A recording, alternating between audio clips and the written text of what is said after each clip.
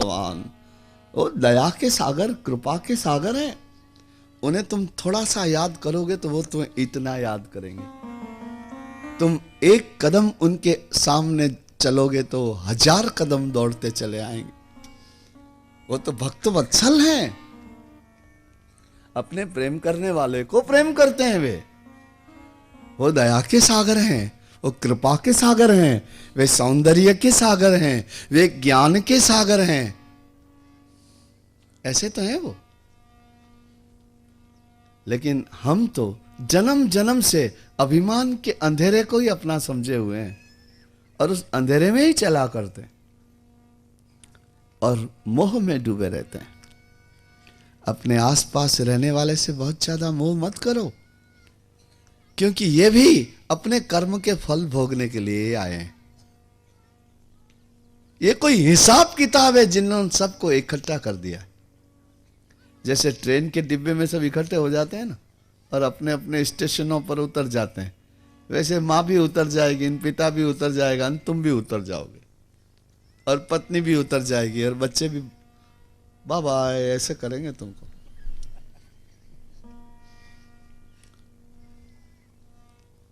मन पंछी उड़ी जई है जा दिन। सूरदास कहते हैं कि मन पंछी उड़ी जई है जा दिन, ता दिन तेरे तना तरुवर के सिघड़े पात झरी जई है जा दिन। जा दिन मन पंछी उड़ी जई है जा दिन। जिस दिन इस तेरे शरीर के वृक्ष पर बैठ करके गाने वाला पक्षी उड़ जाएगा, क्योंकि शरीर रूपी वृक्ष पर एक पक्षी गा रहा है ना, वो मन पंछी उड़ी जई है जा दिन। अरे ता दिन तेरे ताना तरुवर के सिघड़े पात झरी जई है जा दिन। मन पंछी उड़ी जई है जा दिन। और जिन्हें तुम प्यार करते हो वो सब, जब पक्षी तो उड़ गया और ये पेड़ कट करके नीचे पड़ा होगा तब क्या होगा कि घर के कहें वे गीतें काढ़ो, घर के कहें वे गीतें काढ़ो, ये भूत भये कहीं खई हैं जा दिन। ज्यादा रखोगे तो भूत बन के यहीं रह जाएंगे। मन पंखी उड़ी जई है जा, ता दिन तेरे ताना तरुवर के सिघड़े पात झरी जई है जा दिन। घर के कहें, जिनके लिए तुम रात रात जगे हो, दौड़े हो, कमाए हो, इकट्ठा किया है, सजाया है, वही कहेंगे। घर के कहें वे गीतें काढ़ो, ये भूत भये कहीं खई हैं जा दिन। मन पंछी उड़ी जई हैं जा दिन। कहाँ यह ताल, कहाँ यह शोभा, कहाँ यह ताल, कहाँ यह शोभा, ये देखत धूल उड़ई है जा दिन। तुम्हारे पीछे धूल उड़ती रह जाएगी और तुम तो ऐसी जगह जाओगे जहां ये लोग रख तो आएंगे लेकिन वापस लाएंगे नहीं तुमको। ऐसी जब तुम्हारी कहानी का अंत है तो फिर अंत के पहले ही जगो ना। क्यों अभिमान के अंधेरे में भटकते हो? क्यों मोह में डूबे रहते हो? क्यों कृपा सिंधु भगवान का भजन नहीं करते? क्यों उनका स्मरण नहीं करते? ये इतने धर्म ग्रंथ, इतने वेद, इतने संत, ये युगों युगों से तुमको कह रहे हैं, और फिर भी तुम क्यों सुधरते नहीं, क्यों उस मार्ग को अपनाते नहीं। तो कंस का उद्धार किया, और भगवान ने पहला काम क्या किया पता है? अपनी देवकी माता और अपने वसुदेव पिता के बंधन छुड़वाए। पुत्र क्या करता है? अपने माता पिता के बंधन छुड़वाता है।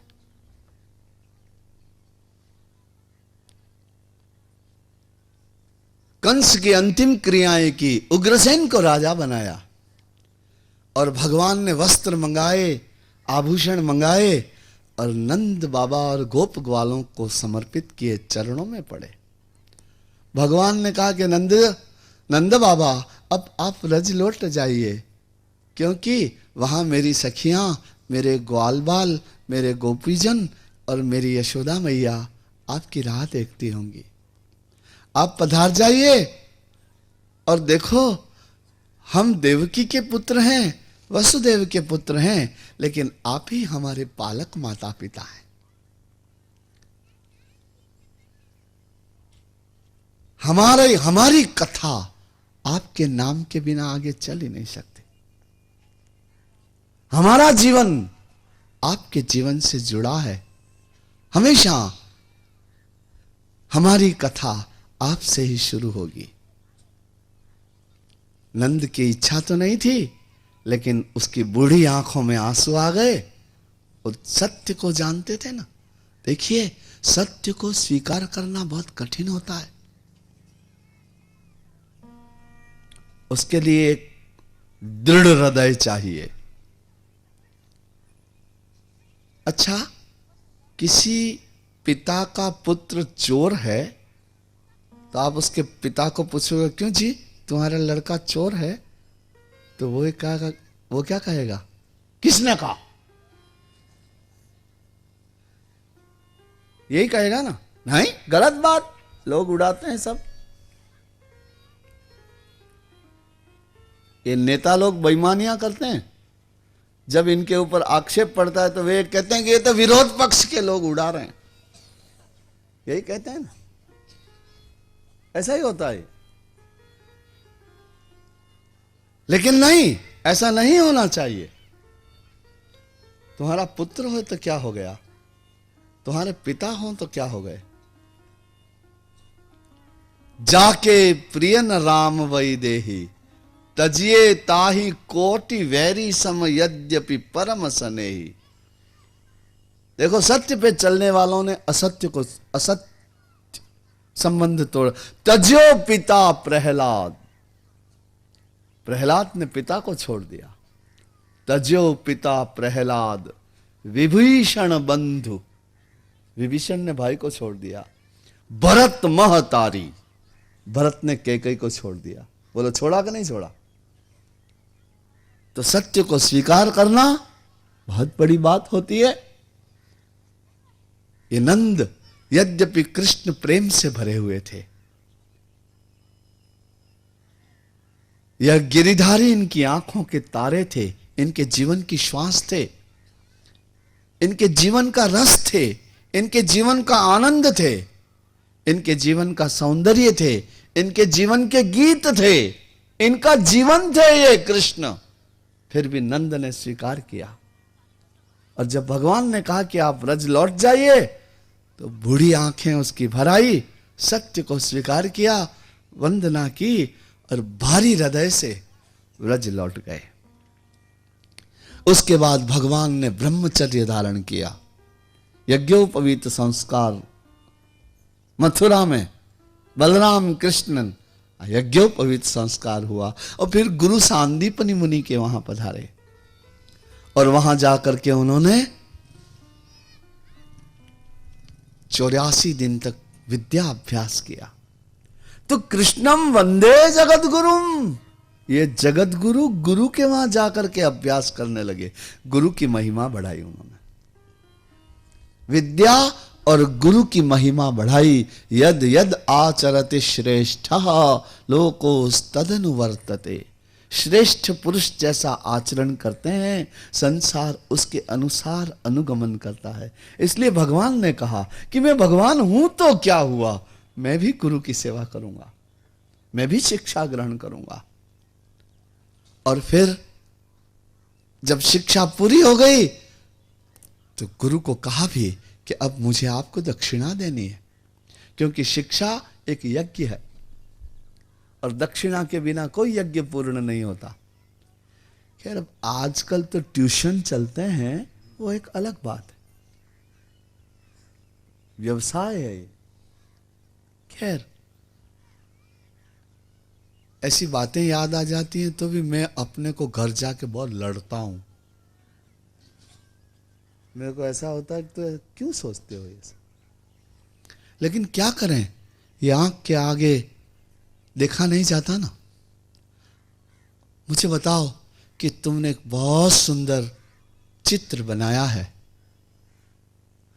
और तुम्हारे सामने तुम्हारे अपने लोग ही उस चित्र को फाड़ने लगे तो दुख नहीं होगा? देखिए, बहुत सारे राक्षस जब बढ़ गए तो उस समय जनक भी थे, दशरथ भी थे, दूसरे अनेक राजा थे उस समय। लेकिन जब असुर और राजसी तामसिक वृत्ति के लोग बढ़ गए, रावण, कुंभकर्ण, खरदूषण पैदा हो गए और यज्ञों में विघ्न करने लगे, तो इन सत्ताधीशों को चिंता नहीं हुई। रामायण में लिखा है, गाधि तनय मन चिंता व्यापी, हरि बिन मरहि न निशिचर पापी। गाधि तनय, विश्वामित्र, उनको चिंता हुई कि ये हमारे मंत्रों से और हमारी शक्ति से और राजाओं के शस्त्रों से मरने वाले असुर नहीं हैं, इन्हें तो हरि ही मार सकेंगे। तो हरि कहां है? बोला अयोध्या में। तो विश्वामित्र अयोध्या चले आए। संस्कृति और धर्म का जब ह्रास होता है तो सामान्य प्रजा को कुछ नहीं होता, क्योंकि वो तो रेगुलर लोग तो ऐसे ही कहते हैं ना कि भाई देखो, जैसे दुनिया चले वैसे चलना। कैसा समझौता है ये? जैसा सब करें वैसे कर लेना, जैसे दुनिया रहती है वैसे ही रहना, इस दुनिया में अपने को वैसे ही रहना पड़ेगा ना, ऐसा कहते हैं। प्रवाह के साथ जैसे सब बहता है वैसे अपने भी बहो। लेकिन महात्माओं को, संत पुरुषों को, चिंतनशील मननशील विद्वानों को, हरिभक्तों को ये चिंता होती है, इस समाज का क्या होगा, इसका भविष्य क्या होगा। मानव जाति जब सदाचार विहीन, सत्य विहीन, दया विहीन, प्रेम विहीन हो जाती है, अनुदार, कठोर, हिंसक, स्वार्थी, अभिमानी, लोभी, कामी मानव जाति जब हो जाती है तब सामान्य लोगों को कुछ नहीं होता। महात्माओं को, विद्वानों को, उनको चिंता होती। तो गाधि तनय मन चिंता व्यापी, हरि बिन मरहि न निशिचर पापी। इसीलिए विश्वामित्र दशरथ के पास आए और राम लक्ष्मण को मांग कर ले गए। आप रामायण की कथा देखिए, विश्वामित्र मांगने आए कि दशरथ मुझे तेरे दोनों पुत्र दे दे, और वशिष्ठ जी के समझाने से दशरथ राजा ने अपने दोनों ही पुत्र प्राण जैसे विश्वामित्र को सौंप दिए।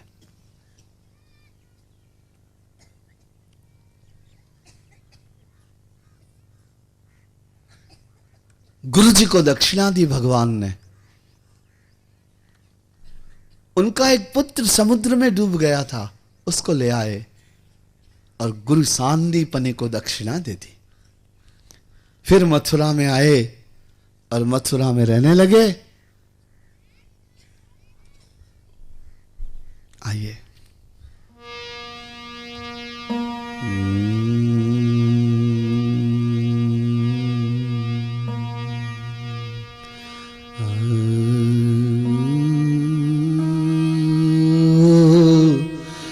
मुकुंद माधव गिरिधारी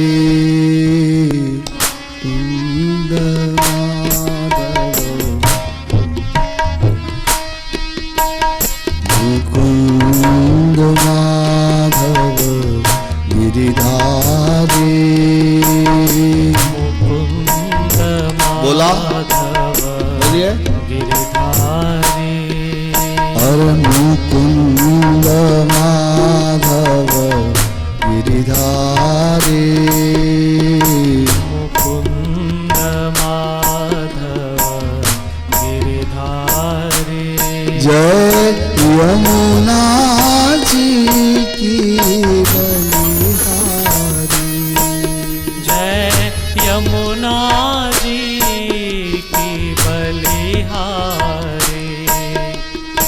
यमुना जी की बलिहारी यमुना जी की बलिहारी मुकुंद माधव गिरिधारी मुकुंद माधव गिरिधारी मुकुंद माधव गिरिधारी मुकुंद माधव गिरिधारी यमुना जी की बलिहारी यमुना जी की बलिहारी जय यमुना जी की बलिहारी यमुना जी की बलिहारी जय मोर मुकुट वंशी नारी मोर मुकुट वंशीधारी जय मोर मुकुट वंशीधारी जय मोर मुकुट वंशीधारी जय जय जय राधे प्यारी जय जय जय राधे प्यारी हो जय जय जय राधे प्यारी जय जय जय बोलिए राधे प्यारी मोर मुकुट वंशीधारी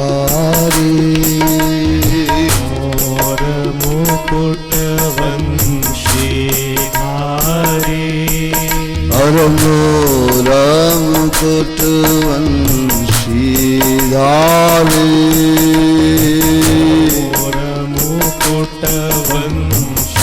वंशीधारी जय जय जय राधे प्यारी जय जय जय राधे प्यारी जय जय जय जय राधे प्यारी जय जय जय राधे प्यारी जय जय जय राधे प्यारी जय जय जय राधे प्यारी मुकुंद माधव गिरिधारी जय मुकुंद माधव गिरिधारी जय मुकुंद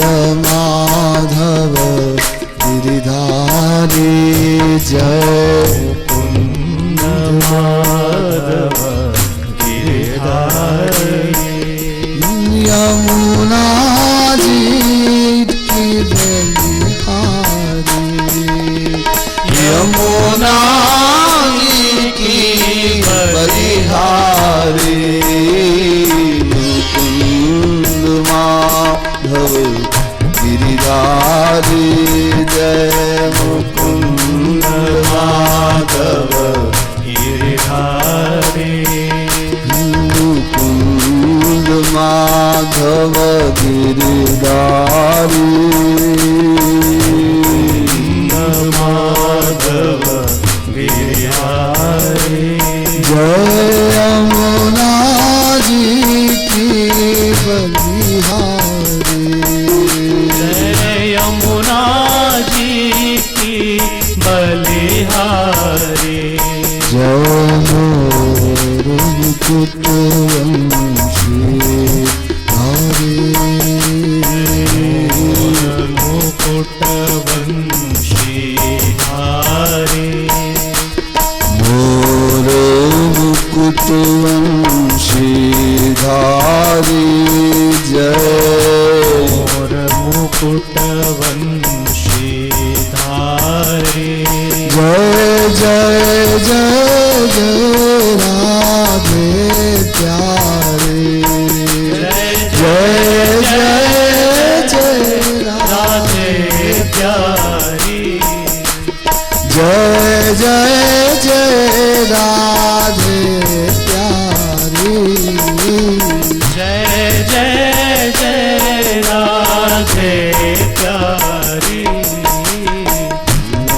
मुकुट वंशी राधे जय मुकुट वंशी धारे जय जय जय जय राधे प्यारी जय जय जय जय राधे प्यारी मुकुंद माधव गिरिधारी जय माधव गिरिधारी मुकुंद माधव गिरिधारी मुकुंद माधव गिरिधारी यमुना जी की बलिहारी यमुना जी की बलिहारी जय यमुना जी की बलिहारी जय यमुना जी की बलिहारी और मुकुट वंशी धारी मोर मुकुट वंशी धारी और मुकुट वंशी धारी मुकुट वंशी धारी और मुकुट वंशी धारी मोर मुकुट वंशी धारी जय जय जय राधे प्यारी जय जय जय राधे प्यारी जय जय जय राधे प्यारी जय जय जय राधे प्यारी जय जय जय राधे प्यारी जय जय जय राधे प्यारी मुकुंद माधव गिरिधारी माधव गिरिधारी मुकुंद माधव गिरिधारी माधव गिरिधारी मुकुंद माधव गिरिधारी माधव गिरिधारी यमुना जी की बलिहारी यमुना जी की बलिहारी मुकुंद यमुना जी की बलिहारी यमुना जी की बलिहारी हरि बोल हरि बोल हरि बोल हरि बोल हरि बोल हरि बोल हरि बोल हरि हरि बोल हरि हरि बोल हरि हरि बोल हरि हरि बोल हरि हरि बोल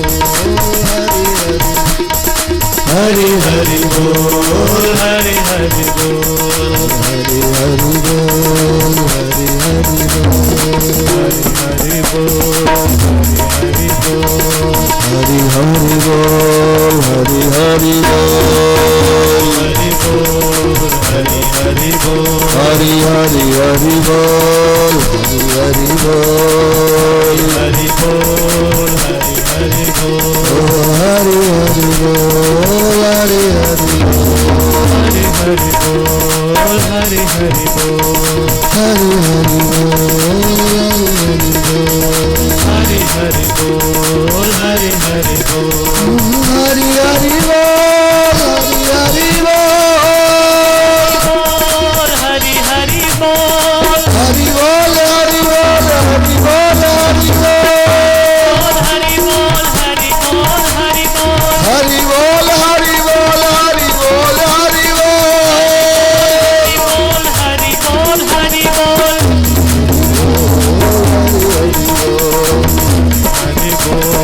हरि बोल, बोल, हरि बोल, हरि बोल, हरि बोल, हरि बोल, हरि बोल, हरि बोल, हरि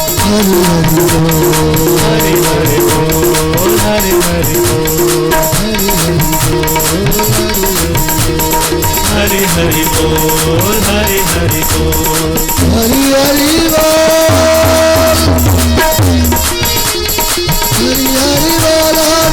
हरि बोल, हरि हरि हरि बोल, हरि हरि बोल, हरि हरि बोल, हरि हरि बोल, हरि हरि बोल, हरि हरि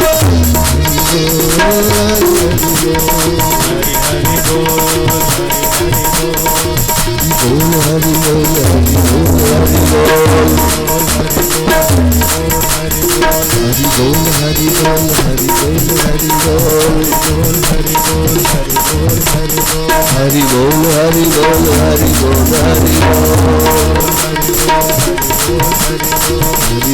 हरि बोल, हरि बोल,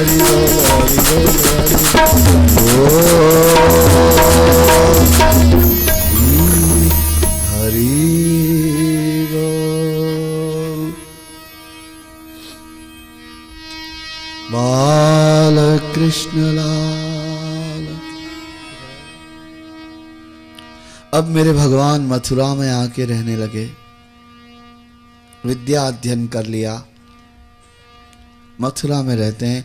मथुरा में इनका बहुत प्यारा एक मित्र बन गया जिसका नाम उद्धव है। एक दिन की बात है, उद्धव और भगवान कृष्ण हमेशा साथ रहते हैं, साथ भोजन करते हैं, साथ घूमते हैं, साथ के साथ रहते हैं।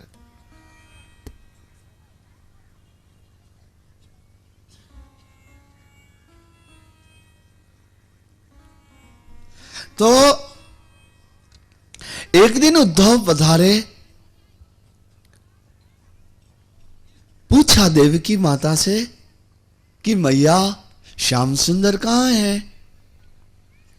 तो मैया ने कहा कि ऊपर हैं, ऊपर के खंड में। तो सीढ़ियां चढ़ के भगवान के पास पहुंचे उद्धव, तो कक्ष में देखा कि एक झूला था। उस झूले की जो कड़ियां थी ना, उससे पकड़े हुए और अपना सिर उससे लगाए हुए भगवान झूले में बैठे थे, झूला झूल रहे थे। उनके नेत्र बंद थे और उनकी आंखों से आंसू पड़ रहे थे। अकेले अकेले कक्ष में बैठे हुए भगवान झूला झूलते हुए, और झूले को पकड़ के माथा लगा करके, आंखें बंद करके, टप टप टप टप आंखों से आंसुओं की धारा बह रही थी। उद्धव ने जाके भगवान के चरण पकड़ लिए कि श्याम सुंदर, आपको यहां मथुरा में कोई कष्ट है क्या? आप इतने दुखी और व्यथित, पीड़ित, आपकी आंखों में आंसू, आज्ञा करिए, कोई सेवा हो तो कहिए। भगवान ने अपने आंसू भरी हुई आंखों को ऊपर उठाया, उद्धव के दोनों हाथ पकड़ लिए और कहा कि देखो सखा उद्धव, मोहि ब्रज विसरत नाही, मुझसे वृंदावन भूला नहीं जा रहा, उसकी याद आती रहती है। मुझे मेरी सखियां याद आती हैं, मेरे ग्वाल बाल याद आते हैं। ये किसी को बीच में खड़ा कर दीजिए, यहां से आना जाना बंद, और अगर कोई नहीं हो तो मैं खड़ा हो जाता हूं जाके।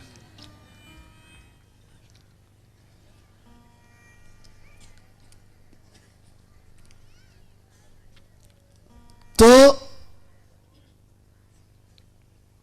मुझे मेरी सखियां याद आती हैं, मुझे मेरी गायें याद आती हैं,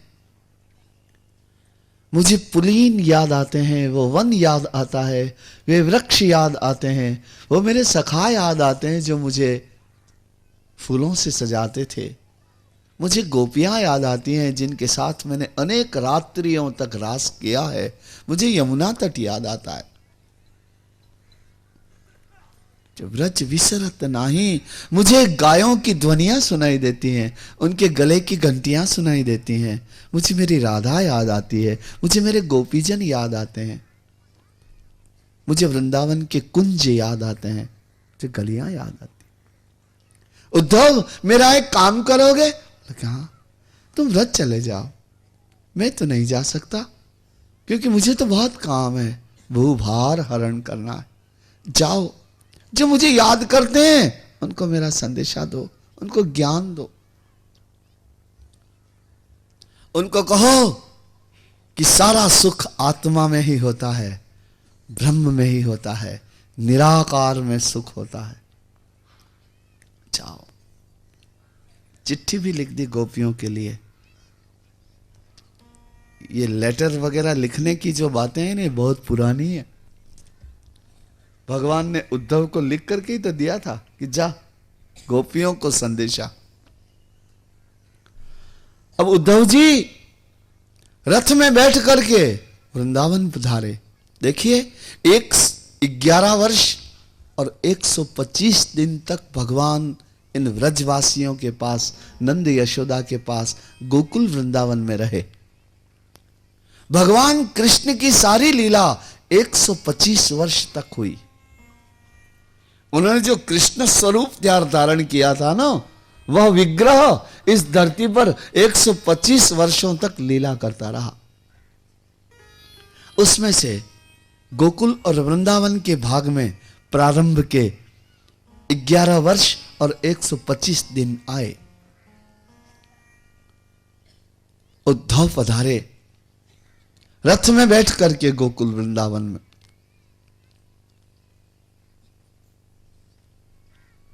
हां, मैं आपसे ये कह रहा था कि 11 वर्ष और 125 दिन भगवान व्रज में रहे, उसके बाद अपने जीवन में कभी वापस वृंदावन नहीं पधारे। कृष्ण का चरित्र देख लीजिए। हां, बलराम जी जरूर 1-2 बार व्रजमंडल में पधारे, लेकिन कृष्ण वापस कभी नहीं पधारे। क्यों? इसका कोई प्रामाणिक उत्तर तो नहीं मिलता भागवत शास्त्र में या अन्य कहीं, लेकिन एक भक्त ने ऐसा कहा जरूर कि भगवान डरते थे। वो ऐसा सोचते थे कि एक बार तो किसी तरह अक्रूर मुझे वहां से ले आए, लेकिन अब ब्रजवासी मुझे नहीं छोड़ेंगे। अगर मुझे उनके प्रेम के वशीभूत वहीं रह जाना पड़ा, मेरे पास यशोदा के प्रेम का कोई उत्तर नहीं रहा, तो क्या करूंगा? तो इसलिए भगवान कभी भी वापस वृंदावन नहीं गए, उद्धव को भेजा। रथ लेकर के उद्धव वृंदावन पहुंचे। नंद के द्वार पर रथ खड़ा हुआ। उद्धव जी रथ से उतरे। नंद यशोदा दौड़ते आए द्वार पर। उन्होंने देखा कि पीतांबरधारी घनश्याम, वैसी कमल लोचन, वैसी आंखों वाला एक युवक उतर रहा है। उतरते उतरते उद्धव ने कहा कि मुझे आपके कृष्ण ने भेजा है संदेशा लेकर के, आपके समाचार लेने के लिए भेजा है। मैं आपके दामोदर का, मुकुंद का मित्र हूं, मैं कृष्ण का सखा हूं। ये सुनते ही यशोदा ने और नंद बाबा ने हाथ पकड़ लिए उद्धव के, उनको अंदर आसन पर बिठाया, आसन पर बिठा करके उनका पूजन किया। क्योंकि अब ये नंद यशोदा कृष्ण को अपना पुत्र नहीं मानते हैं, ब्रह्म मानते हैं। अब उनको पता लग गया कि ये ब्रह्म है, देवकी नंदन है, धर्म की स्थापना को प्रकट हुआ है। इसलिए नंद यशोदा ने वासुदेव धियार्चत लिखा हुआ भागवत जी में, वासुदेव धियार्चत। उद्धव का पूजन कैसे किया? जैसे भगवान का पूजन किया जाता है, वासुदेव का पूजन किया। उद्धव को उद्धव नहीं समझा, उद्धव को कृष्ण समझ के ही पूजन किया उन्होंने। बड़े प्रेम से उनको भोजन करवाया, उनको सुंदर पलंग पर सुलाया और बूढ़े नंद बाबा उनके चरण दबाने के लिए बैठे। उद्धव ने मना किया, यशोदा पास में बैठ गई और नंद भी पास में बैठ गए। नंद बाबा ने उद्धव को पूछा कि उद्धव जी, क्या वह कृष्ण हमारी याद करते हैं? वो अच्छे तो हैं मथुरा में, वो प्रसन्न तो हैं, स्वस्थ हैं, लेकिन क्या वे कभी यहां, देखो अपना नाम नहीं ले रहे, क्या पूछ रहे हैं नंद बाबा कि क्या वे कभी अपनी सखियों को, वृंदावन को, अपनी गायों को और अपने ग्वाल बाल को याद करते हैं? अगर वो इन सबको याद करते होंगे तो यहां जरूर कभी न कभी आएंगे, और जब ये यहां पधारेंगे तो हमारी आंखें भी उनका दर्शन करके पावन हो जाएंगी। नंद बाबा कहने लगे कि उन्हें हम पुत्र समझते थे, लेकिन वस्तुतः वे हमारे रक्षक थे। उन्होंने हमारी दावाग्नि से रक्षा की, अनेक असुरों से रक्षा की, कालिया नाग से रक्षा की, इंद्र के कोप से रक्षा की। वे हमारे रक्षणहार थे। वो ऐसे सुंदर थे, वो ऐसे सुंदर थे, वो ऐसे सुंदर थे। ऐसा कहते कहते उस नंद बाबा का कंठ भर आया और उनकी श्वासें गर्म हो गई और उनकी आंखों में आंसू चमकने लगे। उनसे आगे कुछ नहीं बोला गया। सुखदेव जी कहते हैं कि परीक्षित जी, यशोदा वर्ण्यमानानि पुत्रस्य चरितानि च।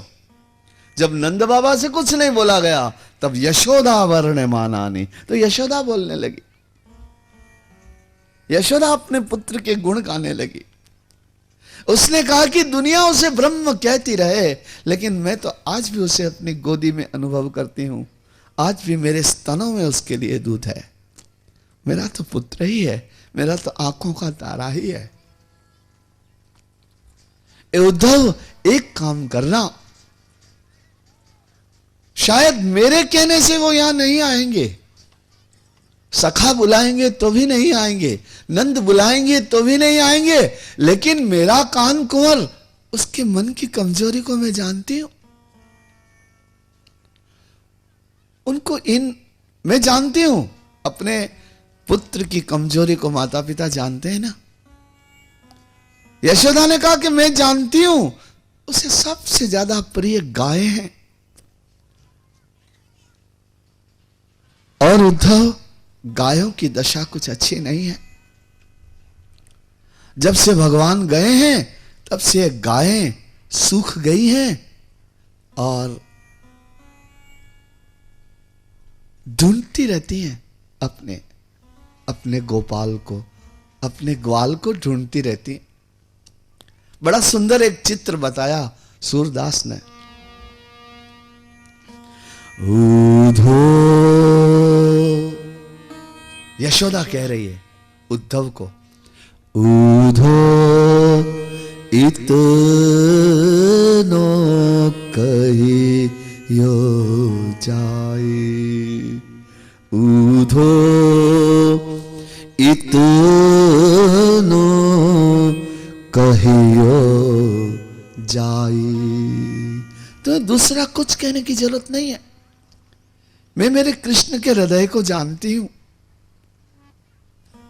तुम तो एक ही संदेशा दे देना, दौड़ते चले आएंगे। ज्यादा कुछ लंबी बात मत बताना, इतना ही कहना, ऊधो इतना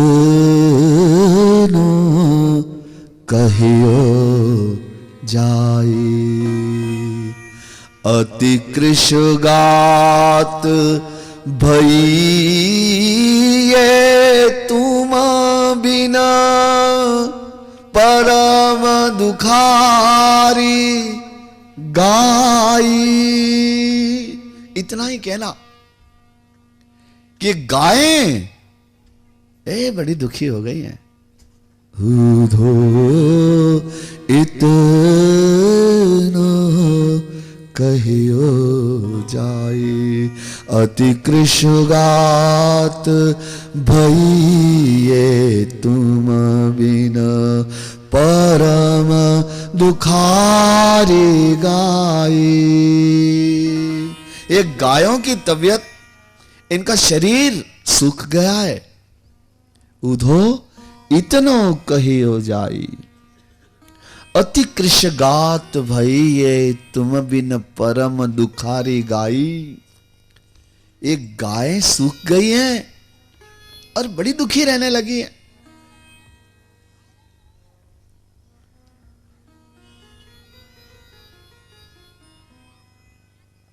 तृण नहीं चरती हैं, तृण नहीं चरती, पानी भी नहीं पीती हैं। और हूकती सुनी सुनी नाम, अगर कोई तुम्हारा नाम बोलता है तो ये गायें हूंकार करने लगती हैं। पड़ती पछाड़ खाई छिन छिन ही, हूकती सुनी सुनी नाम, बार बार खड़े खड़े गिर जाती हैं। कोई तुम्हारा नाम लेता है तो हुंकार करने लगती हैं। उधो इतनो कहियो जा, इतना कहना, एक गाय सूख गई है, बड़ी दुखी रहने लगी हैं।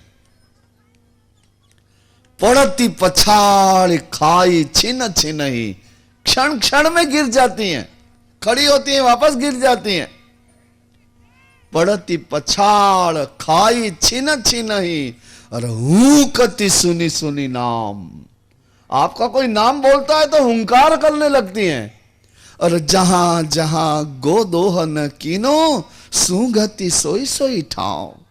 जहां जहां आप इनके गले मिलते थे और इनका दूध पीते थे, उस जगह को जाके गायें सूंघती हैं कि आप कहां चले गए।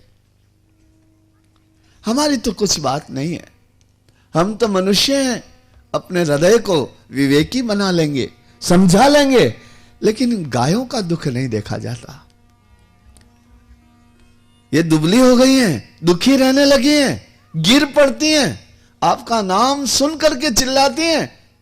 इनको भाषा नहीं है, ये अपने हृदय का दुख तो कुछ बोल सकती नहीं, लेकिन जहां जहां आप इनका दूध पीते थे, वो जगह जा जा करके गायें सूंघ रही हैं। इतना कह देना, शायद इसे सुन करके वो वापस आ जाए। यशोदा की ऐसी दशा देख करके और उद्धव ने कहा कि अरे धन्य हो गए आप पूर्ण मनोरथ वाले हैं।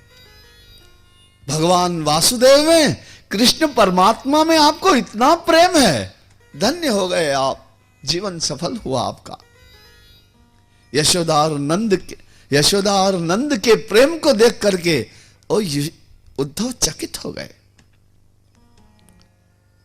जैसे तैसे रात को सोए, सवेरे यमुना स्नान करके वापस आए तो देखा कि वहां उनके रथ के पास बहुत सारी गोपियां इकट्ठी हो गई। गोपियों ने देखा कि कोई न कोई आया तो है, कहीं अक्रूर वापस तो नहीं आ गए, क्योंकि एक बार आए थे तो हमारे प्राणों को लेके चले गए थे, अब यहां बचा ही क्या है जिसे लेने को अक्रूर आएंगे। गोपियां आपस में ऐसे बात कर रही थी, उसी समय स्नान करके, यमुना स्नान करके उद्धव वहीं आए। तो उद्धव को देखा कि एक कमल लोचन तो है, हमारी श्याम सुंदर जैसी ही इसकी आंखें हैं, इसने वैजयंती माला भी वैसी ही पहन रखी है, पीतांबर भी वैसी है, वैसा ही पहन रखा है। कृष्ण तो नहीं है लेकिन कृष्ण जैसा ही है। तो गोपियां ने पूछा कि आप, तो हंस करके उद्धव ने कहा कि मैं तुम्हारे प्रियतम का दूत हूं और संदेशा लेकर के आया हूं। ऐसा सुनते ही गोपियां उन उद्धव को पकड़ करके एकांत में ले गई। यमुना तट पर एक सघन वृक्षों की कुंज के नीचे ऊंचे आसन पर उद्धव जी को बिठा दिया, बड़े प्रेम से उनका पूजन किया। सभी घेर के बैठ गई और उत्सुक हो उठी, क्या कहते हैं हमारे श्याम सुंदर, क्या संदेशा लाए हैं। उद्धव कुछ बोले उसके पहले और एक गोपी बोले कि मेरा नाम लेते थे, मुझे याद करते थे। उद्धव कुछ जवाब दे, उसे दूसरी गोपी बोले अरे अरे मेरे तो हृदय से लग जाते थे, मुझे तो अपना तांबुल खिलाते थे, मुझे तो अपनी बाहुओं में भर लेते थे। एक गोपी कही मेरे चरणों में ही लेटे रहते थे, मेरी गोद कभी छोड़ते ही नहीं थे, मैं तो उनको सबसे अधिक प्यारी थी। उद्धव कुछ कहे उसके पहले तो ये गोपियां ही बोलने लग गई और इन गोपियों ने कहा निस्सत्वं त्यजन्ति गणिका अकल्पं नृपतिः प्रजा अधीत विद्या आचार्यं ऋत्विजो दत्त दक्षिणम्।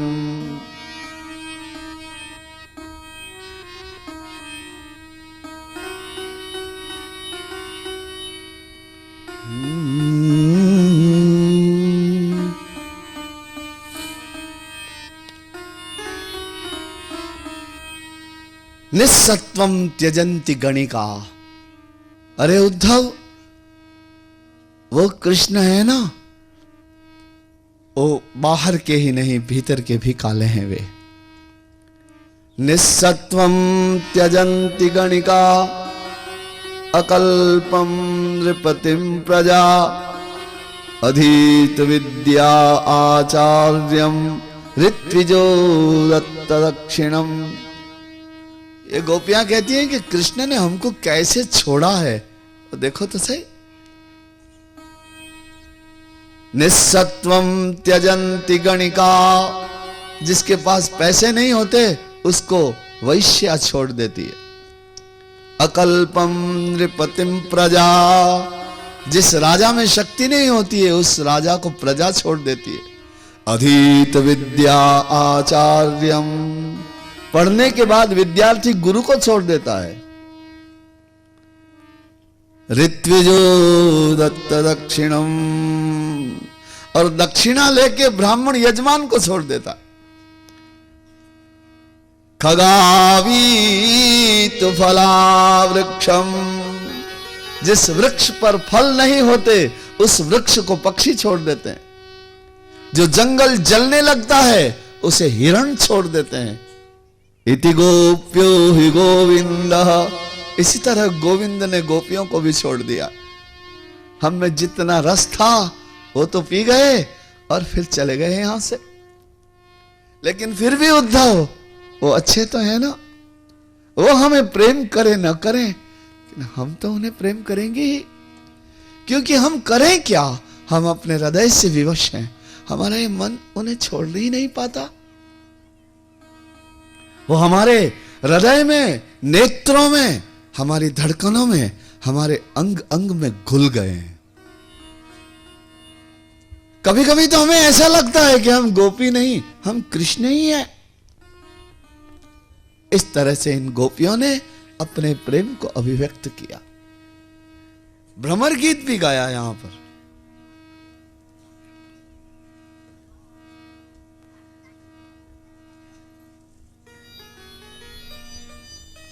बड़ा उलाहना, उद्धव को तो बोलने ही नहीं दिया, अपनी ही बातें कहने लगी। हम जानते हैं ये तो हमेशा से ऐसे ही है, पर क्या करें, दुस्त्यजस उनकी कथा और दुस्त्यज है, हम नहीं छोड़ सकती। ये तो हमेशा से ही ऐसे हैं। उस बाली को क्या अपराध किया था इनको? मृगयुरिव कपींद्र विव्यधे लुब्ध धर्मा।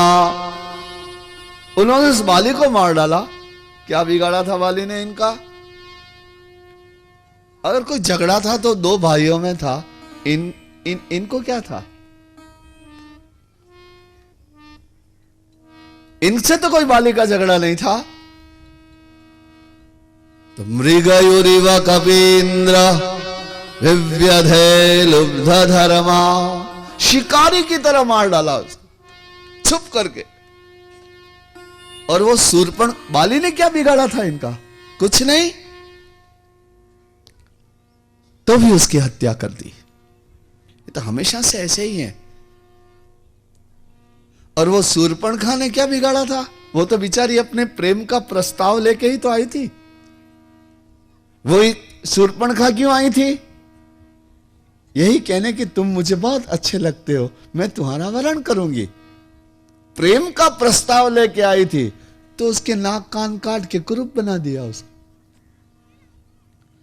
और बलि राजा बेचारा सब कुछ भेंट कर रहा था, तो भी उसको बांध दिया। इसलिए तो हमेशा से ऐसे ही काले हैं ये तो।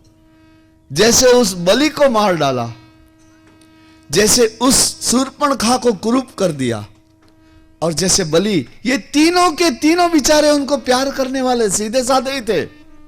किसी ने उनका कुछ नहीं बिगाड़ा था। वैसे हम भी इनका कुछ नहीं बिगाड़ा, हमारा सब कुछ इनको दे दिया। हमने अपने कुल की मर्यादा इनको दे दी, हमारा तन मन धन सब दे दिया, और इतना प्रेम किया, लेकिन देखो फिर भी काले हमको छोड़ के चले गए।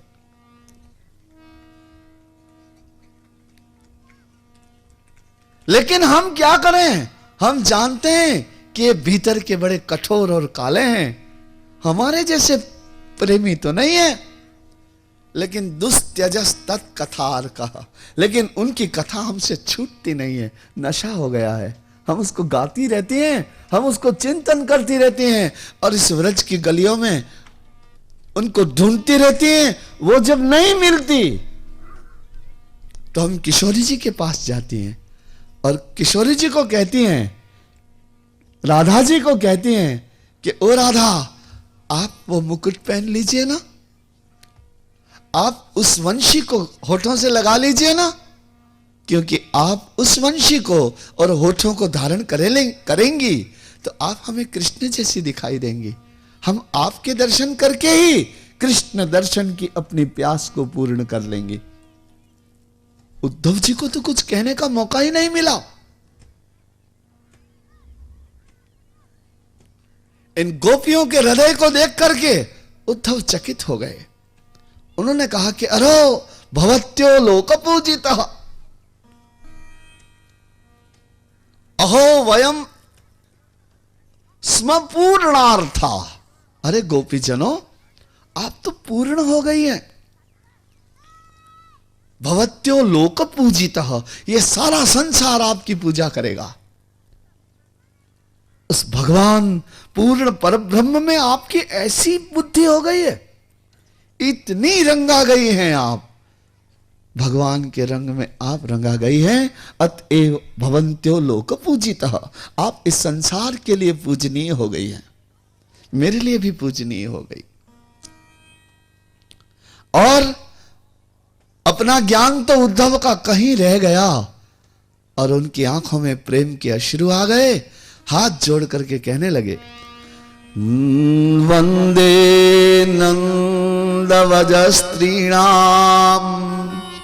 पादरेणुमभीक्ष्णशः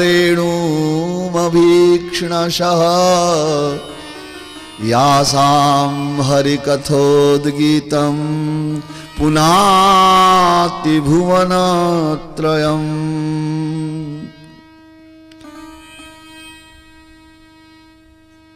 वंदे नंदवजस्त्रीणाम पादरेणुमभीक्ष्णशः यासां हरिकथोद्गीतं पुनाति भुवनत्रयम्। अरे मैं नंद यशोदा गोप ग्वाल गोपियों के चरणों को बारंबार वंदना करता हूं कि जिन्होंने कृष्ण स्मरण करके हरि को अपने हृदय में बिठा करके वे स्वयं ऐसे हो गए हैं। ये नंद यशोदा गोप ग्वाल गोपी भगवान कृष्ण के प्रेम से भरे हुए ऐसे बन गए हैं कि इन नंद ग्वाल गोपियों का नाम लेने से भी पुनाति भुवनत्रयम्, तीनों लोग पावन हो जाते हैं। देखिए, ये केवल रसमय वर्णन नहीं है, ये एक सनातन सत्य भी है। इस त्रिलोकी को कौन पवित्र कर सकता है? प्रेम ही पवित्र कर सकता है। इस संसार को पावन करने वाला कौन सा तत्व है? प्रेम ही वह तत्व है, और वह प्रेम इन गोप ग्वाल और गोपी जनों में दिखाई दिया। आसामो चरण रेणु जुषामहं स्याम, वृंदावने किमपि गौलमलतौषधीनाम्, यो दुस्त्यजं स्वजन स्नेहपतिं च हित्वा, हेजुर्मुकुन्द पदवीं श्रुतिभिः विमृग्याम्। इन वृंदावन वासियों के प्रेम को देख करके वो उद्धव प्रेम से भर गए, भक्ति से भर गए। वे ज्ञानी थे, लेकिन प्रेम का स्वाद उनके पास नहीं था। और मैं आपको भी कहता हूं, ये संसार तो इसकी जगह पर है, कमाना धमाना उसकी जगह पर है, संबंध उसकी जगह पर है, ये शरीर उसकी जगह पर है, लेकिन तुम्हारा अंतर आत्मा तो अनंत प्रेम ही चाहता है। तुम्हें पता नहीं चलता, लेकिन तुम्हारे भीतर, तुम्हारे अंतःकरण की मांग यही है। तुम ऐसा प्रेम चाहते हो जिसका कभी कोई अंत नहीं हो। तुम दुख नहीं चाहते, दुख को तो दूर करना चाहते हो। तुम तो सुख चाहते हो, और ऐसा सुख चाहते हो जिसमें निरंतरता हो, अनंतता हो, असीम सुख हो। तो ऐसा सुख प्रेम से ही प्राप्त किया जा सकता है, और कोई मार्ग नहीं है। इसलिए ज्ञानी उद्धव भावुक हो गए। उनके ज्ञान की कठोरता प्रेम की तरलता में परिवर्तित हो गई। ज्ञान पिघल जाता है तो प्रेम हो जाता है। तो पिघल गया उनका ज्ञान, और वो इस तरह कहने लगे, आसाम हो चरण रेणु जुषामहं स्याम, वृंदावने किमपि गुल्मलतौषधीनाम्। अरे, मुझे इन गोपियों की चरण रज चाहिए। मैं इनके चरणार विंद की रज में नहा लेना चाहता हूं।